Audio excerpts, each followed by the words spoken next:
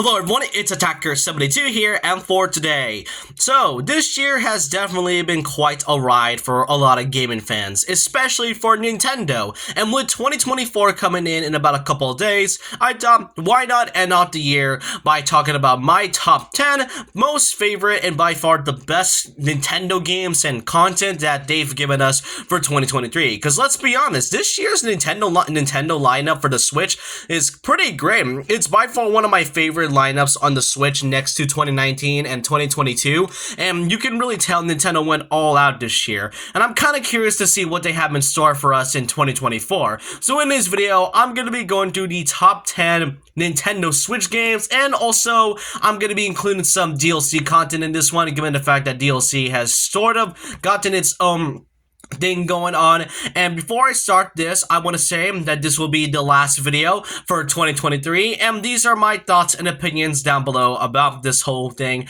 You can disagree with me all you like about this, and so with that, I hope you guys enjoy this, and let's go to the top 10 Nintendo Switch games of 2023.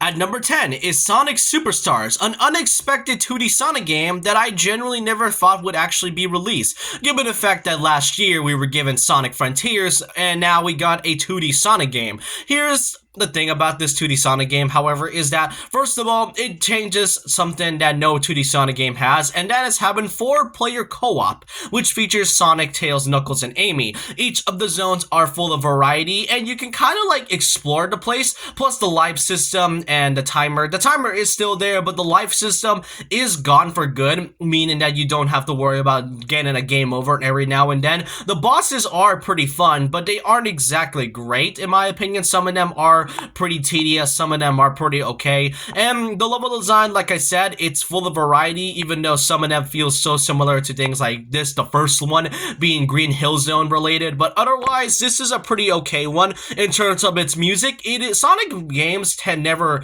fails to make really great music, and when it comes to this one specifically, yeah, Sonic definitely had some great music. Even though some of the past games are crap, the one thing that Sonic and the series never messes up on is its music tracks. Though there are some issues I have with the game, however. First of all, is that since this is on the Switch, the game's performance is not all that too bad. The story is pretty okay. I do like the new character of Trip and the return of Fang the Sniper, who is now called Fang the Hunter.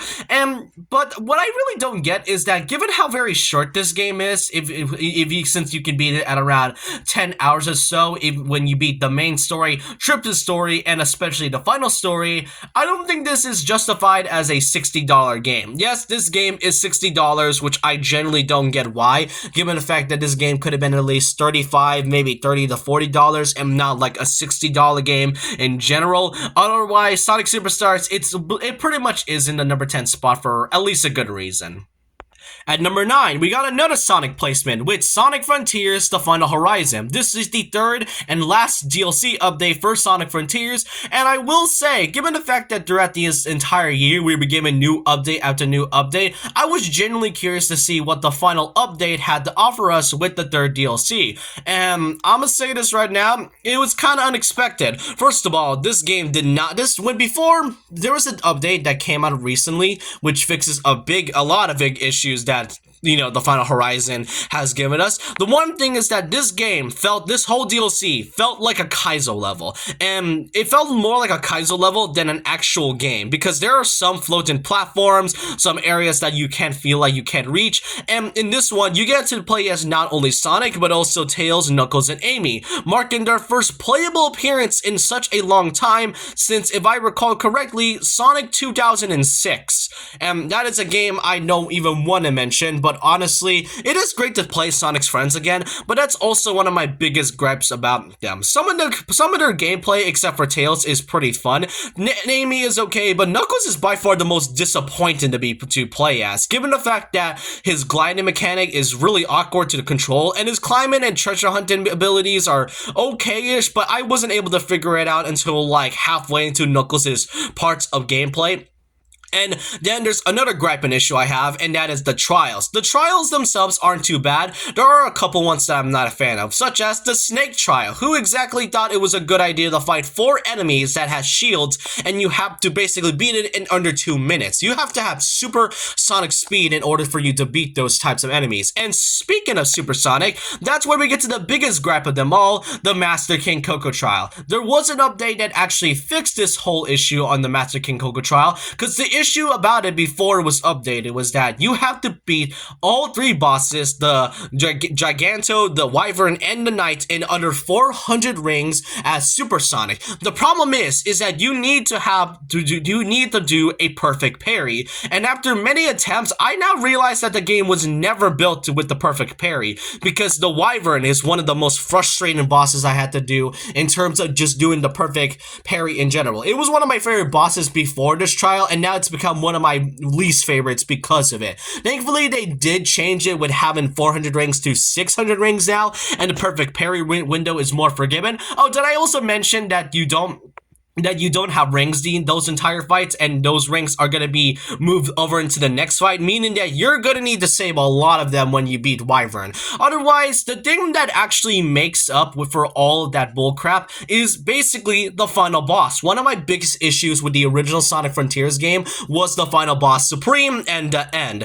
And now, with this one, I can say that they actually updated it, and a huge improvement to what the original final boss was. This one had tremendous music, a great fighting mechanic, even though I was struggling with it at first, and very well done in terms of its ending. It is a really heartwarming ending between both Sage and Dr. Eggman, and it pretty much goes to show the father and daughter relationship that the two went through. And, you know, Supersonic, I really hope Sega does this more with Supersonic instead of just him being invincible, because it shows how very capable Supersonic really is, and has more potential than just him being invulnerable to enemies and attacks.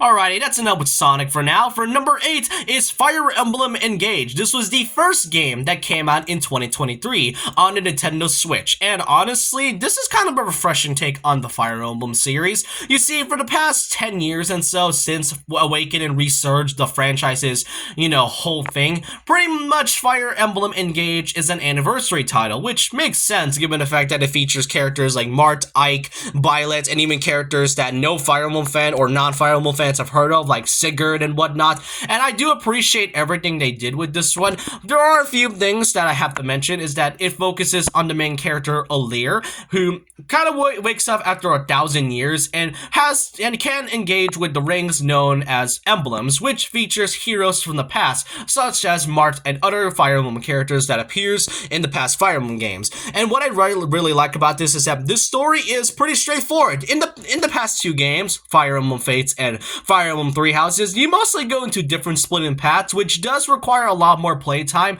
when it makes the game even more great as it is. With this one, it is a straightforward story. There is DLC in this one, but DLC is separate, which I will talk about later on in this one.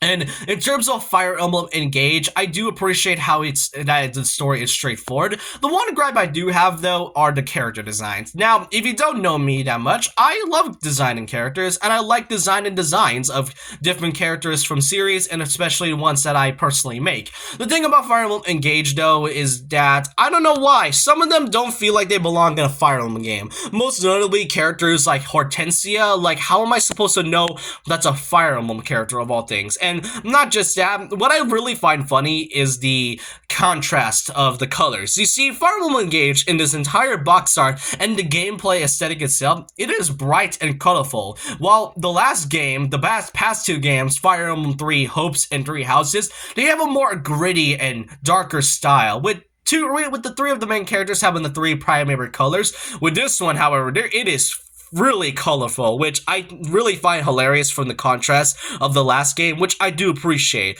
But it is a number 8 for a reason, since the fact that Fire Emblem Engage only lasted about a few months and whatnot, and the DLC, while it is great, I feel like I could talk about it later on. Otherwise, Fire Emblem Engage, not too bad for it being an anniversary title and the first Nintendo Switch game of the year, but there are other games throughout this year that were better than this, in my opinion. At number 7, Pokemon Scarlet and Violet, The Hidden Treasure of Area Zero. This DLC consists of 2 parts, the Teal Mask and the Indigo Disc. I've already made a review on this, so I won't really go on a tangent on about this whole thing, but to mostly put simply, I do prefer the Teal Mask's story over the Indigo Disc story in terms of how the Pokemon was handled and basically how you're catching it. Ogerpon is a Pokemon that I really adore in terms of how it was treated and how the story was handled. Meanwhile, Terrapagos, the second Pokemon that you catch in the Indigo Disc. The thing about it though is that we barely know much about it. It was not really mentioned until nearly the end of the game after you beat Kieran, and that's just about it for Terrapagos. What's even funny is and ironic is that it appeared in the anime Pokemon Horizons before this one, which makes me think that Terrapagos felt a lot more like a anime promotion for that one. And I genuinely hope for Terrapagos to be more of an interesting one, which is really weird because the last game's DLC, Clarex, had more of an engaging storytelling than what Terrapagos did. Ogerpon did better, and that was the first DLC. Otherwise, I don't really want to talk about it otherwise. The only issue I have is how, aside from Terrapagos, some of the Pokemon felt kind of inaccessible, such as Walk and Wake and Iron Leaves, and the game's performance, it still suffers from the whole thing because I don't know why the Switch cannot handle the DLC or the game itself whatsoever. At number 6 is Metroid Prime Remaster. After so many years of asking for Metroid Prime Trilogy to be on the Switch, you finally get that with the addition of Metroid Prime Remaster. And this game feels like a remaster, and genuinely it is a great game. Why exactly? Because if you compare the original graphics like the GameCube and the Wii version, and then you compare it to the Switch's one, you can tell the graphics and the quality has truly been remastered. This, in my opinion, is a good example of a game being remastered. I'm talking about you,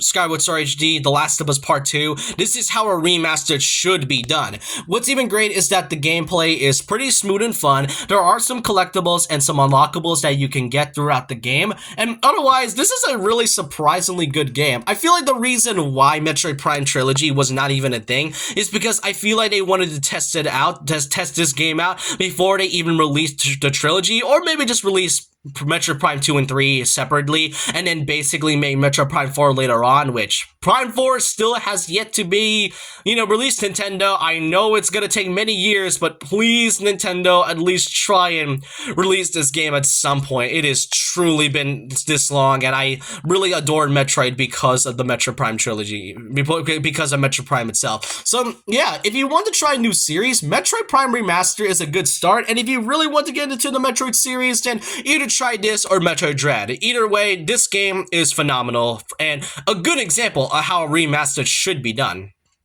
At number 5 is Kirby's Return to Dreamland Deluxe. I know, another Kirby game. Last year, we were given 2 different Kirby games, Kirby in the Forgotten Land and Kirby's Dream Buffet. Now, in February of 2023, now we've gotten Kirby's Return to Dreamland Deluxe of all things. Which, you know what, I do not mind. As a Kirby fan, I am truly blessed by getting fed a lot by HAL Laboratory. I can really tell that Kirby had a lot of things to offer in this one. So what is this game all about? Well, it's basically the same thing as the original Wii version back in 2011, and pretty much Kirby's Return to Dreamland Deluxe has a lot more details, it has a lot more charm in this one, and it also includes some new things, such as Magolor Land, which I think that was in the original, if I recall. If not, then my apologies. And then not just that, you get to play as 4 different characters. Aside from Kirby, you get to play as Meta Knight, King Dedede, and Bandana Waddle Dee, which many can claim this as the iconic Kirby squad in this one. And after you beat the main story, not only you'll get an extra hard mode for Kirby's main story mode, but you can also play a new epilogue known as the Magolor Epilogue, which surprisingly its ending actually made a certain Kirby game canon. And if you don't know what I'm talking about, I recommend playing the entire game and then playing the Magolor Epilogue, since it does leave a lot of interesting impressions and pretty much gave a certain game actual canon events to another Kirby game. I did not expect them to actually do that, and I adore Kirby and its series for doing that. It also has some other things, such as getting collectible masks by beating certain games, other types of mini games, and other things. Otherwise, Kirby's Return to Dreamland Deluxe is another great and all Kirby game. And do I really expect another Kirby game for 2024? Not exactly, but I really hope Kirby has a lot more love in the near future. At number 4, Xenoblade Chronicles 3, Future Redeemed. This right here is the fourth and last DLC throughout the expansion pass of Xenoblade Chronicles 3. And throughout the past few months, we were given new heroes and a couple new content, but Future Redeemed is truly, if not, one of the best ways to end the Xenoblade trilogy. The story is immaculate, the music is great, it features returning characters like Rex and Shulk in their most updated fashion. I did not expect to see Rex and Shulk again after so long, and I truly adored it. And as someone who just got into the Xenoblade franchise like last year, this to me was such a heartwarming thing to see, especially after playing Xenoblade 2 this year, even though I played Xenoblade 3 and all. What's even great is that the gameplay, some of the characters are fun, the story is immaculate, the final boss was great. The only gripe I've had is that characters such as Glimmer and Nickel, one of the main 6 characters, they don't exactly get as much shine or charm, and except they're just there for the sake of having the 6 party members and whatnot. And overall, what I do adore is that this was indeed a good trilogy and a good ending to what was seemed to be the Cloud Saga. Xenoblade Chronicles has not ended, according to Takahashi, as there will be more Xenoblade content in the future, but Future Redeemed is truly, if not, a good end to a trilogy. Now, that's it for number 4, but for number 3 and number 2, I had a hard time between which games I'm supposed to place them as, but after some thinking and looking at their flaws, I now know the definitive answer for number 3, because in number 3, it is Super Mario Bros. Wonder, a 2D Mario game that I was actually excited for. Super Mario Bros. Wonder is a 2D Mario game that truly exceeds my expectation as a 2D Mario game. Throughout the past decade, we were given such repetitiveness by playing the same 8 worlds and having to fight in the same bosses and whatnot, but Mario Bros. Wonder takes it in a more different direction. We got more characters with the new additions of Peach and Daisy. Daisy being in an actual mainline Mario game was something that was not on my bingo card. I'm gonna say it right now. Daisy has always been a main spin-off character throughout the past Mario Sports titles, and to actually see Daisy be a part of the main crew is truly something. The power-ups are fun, the wonder effects and the wonder seeds being collected is truly a fun way to keep the game into a more replayability. There are some fun levels, each of the creativity is shown in each of these levels and the worlds themselves, and otherwise the music is fun to hear as well. I genuinely really like how Mario Bros. Wonder takes the whole music theme into a more big section. Now, why exactly is this number 3, despite all the things I've stated? There are a lot of flaws in this one. First of all is that even though I like a lot of the levels, there are some levels that felt either unnecessary or just kind of felt okay. For example, the break time ones, I don't really mind the break time ones, but they felt really too short. And even then, some of the levels, the main levels also felt too short as well. And there are some that felt really unnecessary. The search party ones is one of my biggest gripes because after all, you need to either have Nintendo Switch Online or at least good internet or maybe some friends in order for you to get this Wonder Seed. If not, then you basically aren't able to do the search party. Well, you are, but you really need either some friends or at least a good internet capability for the Switch Online. And then there's also the new badge system. The badge system is a wonderful new addition, but what I don't really like about it is that some of them felt useless. Most notably the coin ones and the rhythm jumps. I'm not exactly a fan of them, and the expert ones, I know it's for those who want a good challenge, but the expert badges, I really wish they were used in like some certain levels just to make the game's difficulty more great. And speaking of difficulty, I really am tired of Yoshi and Nabbit being an easy section. I know this game is for families and all, but given the fact that not only is this for new fans of the franchise, but also for the old fans who wants more of an extra challenge, I don't want Yoshi and Nabbit to be easy modes. I want them to have their own personal thing, their own personal character, and have an actual mode that either goes from easy to medium to hard mode to more of an extra challenging one. And then there's the most biggest issue, that being the bosses. The bosses is still, if not the most disappointing thing in a 2D Mario game, and we haven't had any good variety of bosses since Super Mario Bros. DS, and that was 2006. Keep that in mind. The first game had better bosses than a modern 2D Mario game, and that's saying something. Look, 2D Mario games have never really gotten any bosses, but at least the Koopalings, while repetitive, they were at least cool in terms of their bosses. The only reasons people don't like them is because they were the only ones we fought throughout the past decade. Now we've only just been fighting Bowser Jr. 3 times. We only get to fight Mecha Bowser, and heck, some of the worlds don't even have bosses. You just get the Wonder Seed, and that's just about it. There's no bosses in some worlds, and you've only fight the same ones, even though they've changed it up a little. Otherwise, Mario Bros. Wonder is something that at least exceeds my expectations. And I know this game wasn't even rushed, don't get me wrong. The developers did confirm that Mario Bros. Wonder had many ideas and there were no deadlines or delays, but I still wonder what came to their mind when making the bosses in general. I really need them to at least improve the bosses while keeping the balance of the level design otherwise. I went on a long tangent on Mario Bros. Wonder, but this, in my opinion, I really like this game. It's charming, fun music, great variety of characters, fun levels, and overall fun Mario experience. And then at number 2, we got ourselves Super Mario RPG, the remake. This game absolutely exceeded my expectations.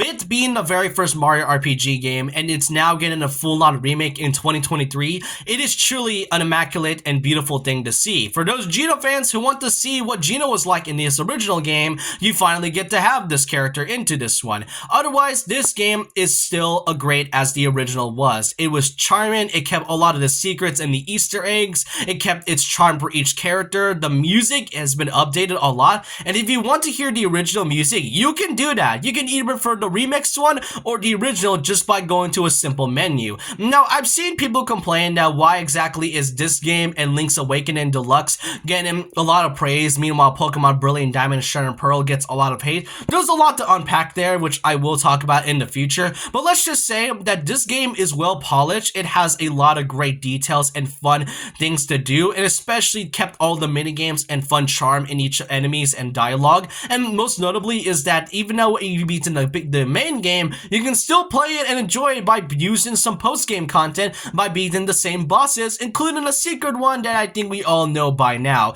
Otherwise, Mario Bros. RPG, truly one of Nintendo's best games that they've made, and for those who are nostalgic for the original game, you can experience it once again with brand new cutscenes, a great story, even though it can be disjointed at times, fun and likable characters, and a fun gameplay system. So that's it for number 2, and now we have to move on to number 1. But before we move on to number 1, I would like to talk about some honorable mentions of games that are in this list that either I haven't played or have played a bit, or just the fact that, you know, there are things I just really want to talk about, and that deserves at least an honorable mention in this one. Starting off with Detective Pikachu Returns. This game just felt like a updated version of the 3DS game, and the quality, it's Game Freak, what do you expect? The quality doesn't look great. The story is okay overall, and otherwise, Detective Pikachu Returns, I generally forgot Detective Pikachu was a thing until they announced it earlier this year.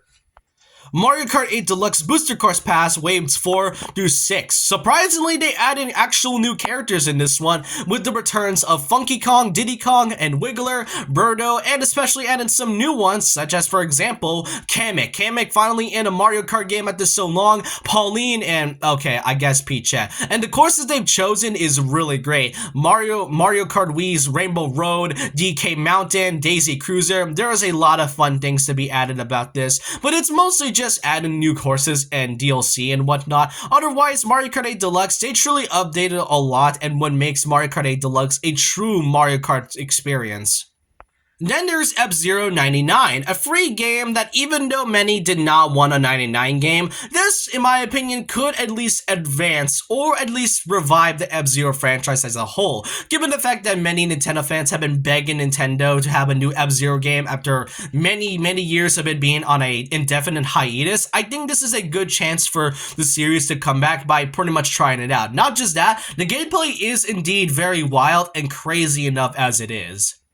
Next up is the Suika game. Yes, I know. And before you all go in the comments saying that this game actually came out in 2021 and not 2023, you are right, but that game only exclusively released specifically in Japan, while this game did not get a global release until earlier this year on October 2023. So this is technically a 2023 game, and honestly, I played it during the free trial, and surprisingly, I like this game. This is surprisingly a good game, and there is no reason it should really be this fun. It's pretty much about mixing fruits and whatnot, and if you really like to play puzzle games, this game is truly for you.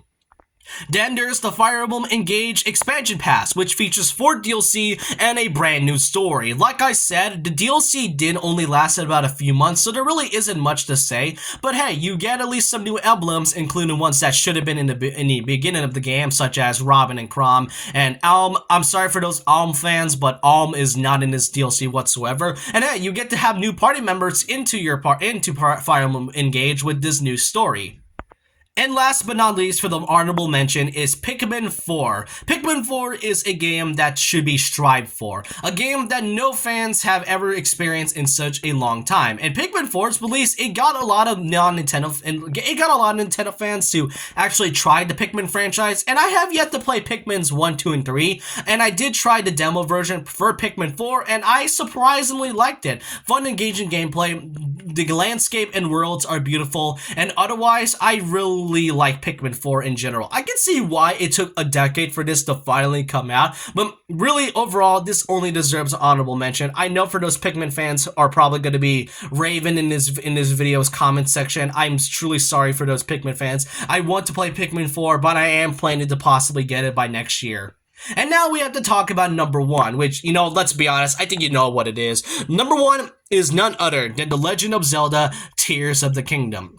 6 years. 6 years since Breath of the Wild came out as the first ever game to release on the Nintendo Switch. And genuinely to fully see The Legend of Zelda: Tears of the Kingdom finally come in fruition, this game exceeded a lot of what Breath of the Wild did. You can explore the same worlds as you did in Hyrule. You now got the upper section, which is I think called the Upheaval. You then go underground in the depths. There's more options you can do with your new abilities, from the Ultra Hand to the Time abilities to basically having the fusion ability. Everything about it is so great. You can play 85 hours in this game and you still have not beaten the main story. I'm not kidding. Many fans have probably not beaten the main story yet, and they're probably like 100 hours over the game's gameplay. And that's how huge Tears of the Kingdom is. You can do sidetrack and not do the main story and accidentally get things that are from the main story. You can get new outfits. You can do a lot of the trials from this one, and overall, Tears of the Kingdom truly exceeded what made Zelda as a series as a whole. Now, thankfully, they did confirm that there aren't really any DLC being planned or any DLC even going to be added at all, as they are pretty much going to be moving on to a new form of Zelda game that isn't part of the Breath of the Wild timeline, which, you know what? That's fair on the Zelda development team. I truly adore Tears of the Kingdom for what it is. It is fun, it is everlasting, and honestly, the many things that you can do, and especially its story, when you really get to the main story, it hits you in the feels, especially when you played Breath of the Wild for quite a long time now. Otherwise, for many years, I hope Tears of the Kingdom gets a lot of love and it deserves. I'll fully play this game no matter how many hours goes by, and I truly think this is deserving of the number 1 spot for all Nintendo games for 2023. And that was fully it for Nintendo of 2023. I hope you guys enjoyed this video, and I want to say, before I end this off, I want to say Happy New Year and to all my fans watching this video. I hope you all had a great 2023. Tomorrow is the last day of this year, and let's just make sure we keep the channel going until 2024, because 2024, I'm curious to see what Nintendo has to offer for next year, and what the future of my channel holds for that one as well. I hope you guys enjoy everything about this, and so with that, leave a like, comment, subscribe, hit the notification bell for more videos, follow my Twitter, and I'll see you guys next time. And remember this, once a legend, always a legend, and Happy New Year to all my fans watching this video. Enjoy 2023 as it is.